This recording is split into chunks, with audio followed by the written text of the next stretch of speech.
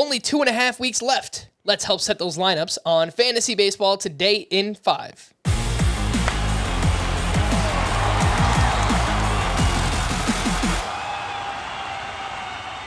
Welcome into FBT in 5. As always, make sure to follow and stream us on Spotify. Today is Friday, September 16th. I am Frank Stanfield, joined by Scott White. And let's jump in to week 25, the schedule for next week. 16 teams with 6 games. We've got 12 teams with 7 games and 2 teams with 8 games, the Diamondbacks and the Dodgers. Starter sit these fringe 2-star pitchers. First up, Uncle Chuck, Charlie Morton, home against the Nationals and at the Phillies. I think it's a yes. He's been shaky lately, giving up the most home runs he ever has this year by far. But the Nationals matchup is great, and it still gets a lot of strikeouts. So I think in a 2-start week, double the chance at 2 wins with a great lineup backing him. I'm going to say yes to Charlie Morton. Merrill Kelly at the Dodgers, home against the Giants. Really tough matchups. And he also has gotten burned by the long ball lately. And a lot of home runs being hit in September this year.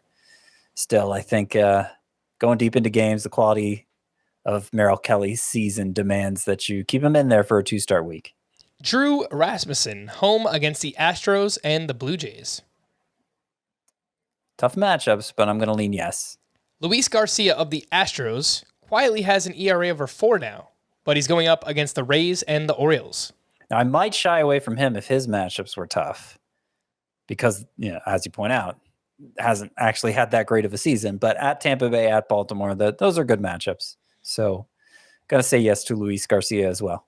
Cal Quantrill has pitched quite well in the second half, and he's going up against the Twins and at the Rangers. Yeah, he's succeeded dating back to the second half of last year, and for reasons I can't tell what makes Cal Quantrill good. It doesn't look like he should be this good. I'm still scared of starting him in anything other than points leagues. Adam Wainwright at the Padres and at the Dodgers. He's been shaky lately as well. A lot of hits given up, and those are tough matchups. So I'm going to leave Wainwright for the points leagues as well. And lastly, Kyle Gibson versus the Blue Jays and versus the Braves. I'll take a pass on that one. Okay, 2-star pitchers that you can add and stream for next week are whom? So Nick Lodolo's still out there in a quarter of leagues. We've been hyping him a lot lately. Great schedule down the stretch. Back-to-back 11 strikeout efforts. He gets the Red Sox. He gets the Brewers. I think he's pretty much must start for this week. Ross Stripling may still be out there for you. He's coming off 6 straight quality starts. The matchup's a little tougher at Philadelphia, at Tampa Bay, but not so tough that you want to start him. Drew Smyly's got amazing matchups at Miami, at Pittsburgh. He has been on a roll lately.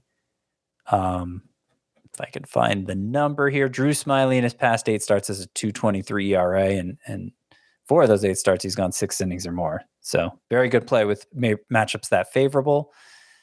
And a couple more here. Jose Suarez is going against the Mariners and the Twins.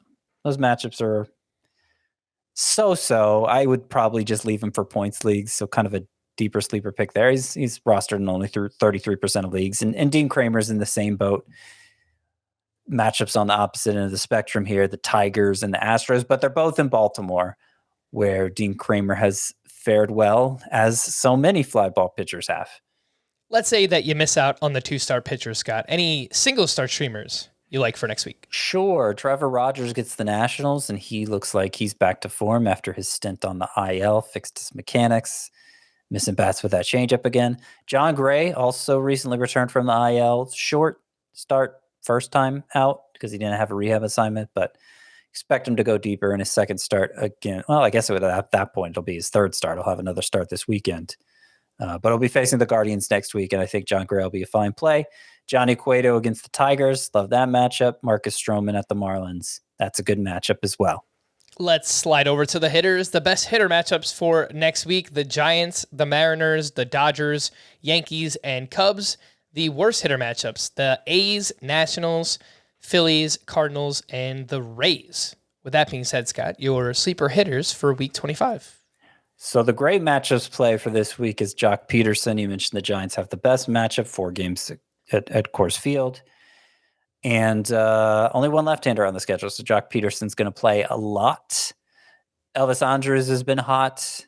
Got a 3-game series against the Tigers this week. I think you stick with him. Kid Brian Hayes has been heating up and has been especially good against lefties this year. Has 3 of those on the schedule. Also a 4-game series against the Cubs staff. That's good for him. Isaiah Kiner-Falefa has been about as hot as he can be, which isn't saying much, of course, but it gives you some speed. And terrific matchups this week. The Yankees' 4th best hitter matchups, as you pointed out. Will Myers has been playing a lot and has been pretty hot himself and has a 3-game series at Coors Field. So if you're digging deep for a hitter, I think he's a fine choice. My favorite among those rostered in less than 80% of leagues, though, are actually Oscar Gonzalez and Gunnar Henderson. The matchups are nothing special for either one, but I just think they're the 2 most under-rostered hitters right now, and I'd be remiss not to mention them for this segment because of that.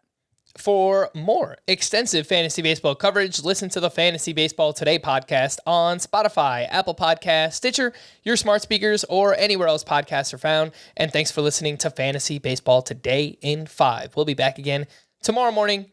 Bye-bye.